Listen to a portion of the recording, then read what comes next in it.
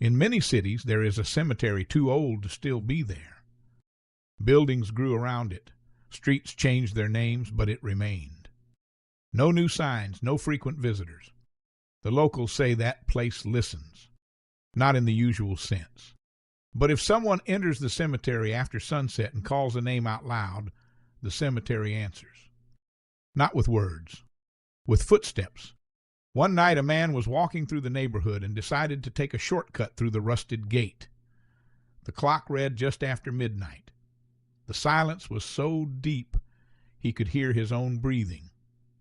At the center of the cemetery stood a nameless grave, just a smooth headstone with no dates. As he passed it, the man felt an urge to speak. He didn't know why. He said only the name of someone who was no longer part of his life. The wind stopped. Then behind him something stepped on the gravel.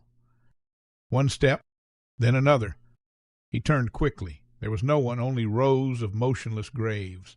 He tried to laugh, kept walking, and heard it again. This time the footsteps came from several directions. They were not fast. They were not slow. And they never came too close. Terrified, the man ran to the gate and left the cemetery without looking back. The next morning he returned, telling himself it had all been imagination. When he searched for the nameless headstone, he found something different. There were letters carved into it now. They were not dates. They were not words. It was the name he had spoken the night before. Since then, they say the cemetery does not keep only the dead. It keeps the names that are still missed.